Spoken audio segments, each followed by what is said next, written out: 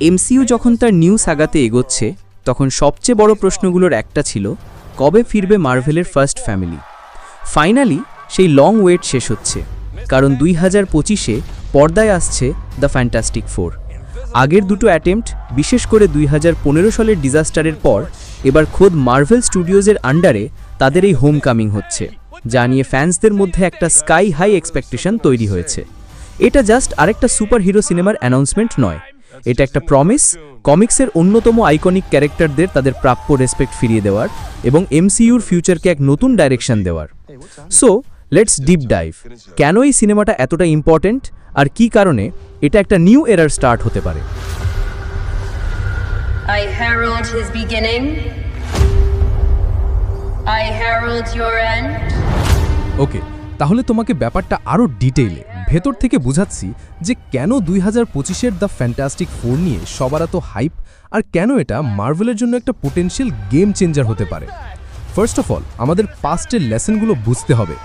এর আগে ফ্যান্টাস্টিক ফোরের যে ভার্সনগুলো আমরা দেখেছি, স্পেশালি দ্য 2015 ওয়ান, সেটা ছিল একটা কমপ্লিট ডিজাস্টার। সিনেমাটা মুখ থুবড়ে পড়েছিল কারণ নির্মাতারা ক্যারেক্টারগুলোর কোর এসেন্সের সাথেই বিট্রে করেছিল। ফ্যান্টাস্টিক ফোর মানে হলো সায়েন্স, অ্যাডভেঞ্চার, অপটিমিজম আর সবকিছুর ওপরে আ ফ্যামিলি, কিন্তু তারা বানিয়েছিল একটা ডার্ক, গ্রিটি আর জয়লেস একটা মুভি, যা দেখে মনে হচ্ছিল তারা জোর করে দ্য ডার্ক নাইটের মতো কিছু একটা কপি করার চেষ্টা করছে। রেজাল্ট, ফ্যানরা শুধু ডিসঅ্যাপয়েন্টেডই হননি, বরং এই ক্যারেক্টারগুলোর ওপর থেকে বিশ্বাসটাই হারিয়ে ফেলেছিলেন। ঠিক এখানেই মার্ভেল স্টুডিওজ আর কেভিন ফাইগ একটা হিউজ রে অফ হোপ নিয়ে এসেছেন। তাদের ট্র্যাক রেকর্ড তো আমরা জানি, তারা কীভাবে আয়রন ম্যান, ক্যাপ্টেন আমেরিকা বা গার্ডিয়ান্স অফ দ্য গ্যালাক্সির মতো চরিত্রগুলোকে পর্দায় লাইফ দিয়েছেন কমিক্সের প্রতি ফেথফুল থেকে। তাই যখন অ্যানাউন্সমেন্ট হলো যে ফ্যান্টাস্টিক ফোর ফাইনালি তাদের হোম অর্থাৎ এমসিইউতে ফিরছে, তখন থেকেই এক্সাইটমেন্টের পারদ চড়তে শুরু করেছে। এবার আসি কাস্টিংয়ের ব্যাপারে, যা এই হাইপকে নেক্সট লেভেলে নিয়ে গেছে।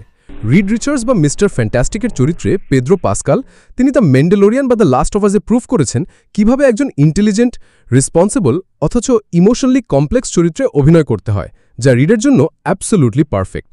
সু স্টার্ম বা দ্য ইনভিজিবল ওমেনের চরিত্রে ভ্যানেসা কার্বি, যিনি মিশন ইম্পসিবল বা দ্য ক্রাউনে তার পারফরমেন্স দিয়ে স্ট্রেংথ আর ভালনারেবিলিটির এক দারুণ ব্যালেন্স দেখিয়েছেন, তিনি এই টিমের ইমোশনাল কোর হওয়ার জন্য সেরা চয়েস।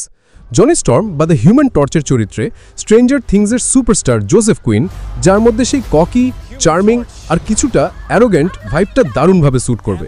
আর ফাইনালি বেন গ্রিম বা দ্য থিংয়ের চরিত্রে দ্য বেয়ার খ্যাত ইবন মসবায়ক্র্যাক, যিনি একই সাথে টাফ কিন্তু ইন্টারনালি সেন্সিটিভ একটা মানুষের চরিত্র ফুটিয়ে তোলার জন্য পরিচিত, যা পাথরের দানবে পরিণত হওয়া বেন গ্রিমের ট্র্যাজিক স্টোরির জন্য এসেনশিয়াল। এই চারজনের কম্বাইন্ড ট্যালেন্ট পর্দায় একটা অ্যামেজিং কেমিস্ট্রি তৈরি করবে বলেই সবার বিশ্বাস। এর সাথে অ্যাড করো ডিরেক্টর ম্যাট শ্যাকম্যানের নাম। তিনি ওয়ান্ডা ভিশন দিয়ে প্রুভ করেছেন যে তিনি শুধু সুপারহিরো অ্যাকশন দেখান না, বরং ক্যারেক্টারদের সাইকোলজি, রিলেশনশিপ আর out of the box story টেলিংয়ে তিনি একজন মাস্টার। ওয়ান্ডা ভিশনে তিনি যেভাবে বিভিন্ন ডেকেডের সিটকম স্টাইলকে একটা ডিপ ইমোশনাল গল্পের সাথে ব্লেন্ড করেছিলেন, সেই ক্রিয়েটিভিটি ফ্যান্টাস্টিক ফোরের জন্য হিউজ পোটেনশিয়াল তৈরি করেছে। সবচেয়ে বড় সারপ্রাইজ হলো সিনেমার পসিবল সেটিং। প্রথম পোস্টার থেকে যে 60s-এর একটা রেট্রো ফিউচারিস্টিক ভাইবের হিন্ট পাওয়া গেছে, সেটা একটা ব্রিলিয়েন্ট ডিসিশন। এর মানে হলো আমরা হয়তো ফ্যান্টাস্টিক ফোরকে তাদের অরিজিনাল টাইম অর্থাৎ কমিক্সের সিলভার এজের সেই অপটিমিস্টিক যুগে দেখতে পাবো। এটা জাস্ট একটা অ্যাস্থেটিক চয়েস নয়, এটা গল্পের কোর থিমের সাথে কানেক্টেড। 60s ছিল স্পেস রেস, সায়েন্টিফিক কিউরিওসিটি আর অজানাকে এক্সপ্লোর করার এক অদম্য ইচ্ছার যুগ, যা ফ্যান্টাস্টিক ফোরের গল্পের মেইন ফাউন্ডেশন।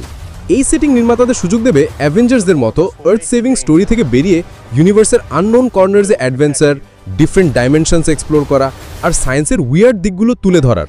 আর ভিলেন হিসেবে যদি সত্যি গ্যালাক্টাসের মতো এক কসমিক এন্টিটিকে আনা হয় যে প্ল্যানেটস কনজিউম করে নিজের হাঙ্গার মেটায়, তাহলে এমসিইউ এক আনইম্যাজিনেবল থ্রেটের মুখোমুখি হবে। ডক্টর ডুমের মতো কমপ্লেক্স ভিলেনকে হয়তো তারা প্রথম সিনেমার জন্য সেভ করে রাখবে, যাতে আগে এই ফ্যামিলিটার বন্ডিংটা প্রপারলি এস্টাবলিশ হয়। So bottom line is the fantastic four শুধু আরেকটা রিবুট বা নিউ মুভি নয়, এটা এমসিইউ এর জন্য একটা ফ্রেশ স্টার্ট, একটা নিউ চ্যাপ্টার। এটা একটা চান্স যেখানে মার্ভেল তাদের কমিক বুক ইতিহাসের অন্যতম বেস্ট ক্যারেক্টারদের পর্দায় তাদের ট্রু গ্লোরিতে এস্টাবলিশ করতে পারবে। একটা সলিড কাস্ট, একজন ক্রিয়েটিভ ডিরেক্টর আর কমিক্সের অরিজিনাল স্পিরিটের প্রতি সম্মান রেখে এই সিনেমাটি অতীতের সব ফেলিওর মুছে ফেলার ক্ষমতা রাখে। ফ্যান্টাস্টিক ফোরের রিটার্ন কেবল তাদের নিজেদের জন্যই ইম্পর্টেন্ট নয়, বরং এটা পুরো এমসিইউ এর কসমিক সাইডকে আরও এক্সপ্যান্ড করবে এবং অ্যাভেঞ্জার্সদের পাশাপাশি ইউনিভার্সের এক নতুন প্রোটেক্টর ও এক্সপ্লোরার ফ্যামিলিকে ইন্ট্রোডিউস করাবে। এখন জাস্ট অপেক্ষা 2025 সালে বড় পর্দায় মার্ভেলস ফার্স্ট ফ্যামিলির সেই ম্যাজিকটা দেখার জন্য, যা হয়তো অডিয়েন্সের জন্য একটা হোল নিউ ডাইমেনশন খুলে দেবে। It's clobbering time! That's just in the cartoon.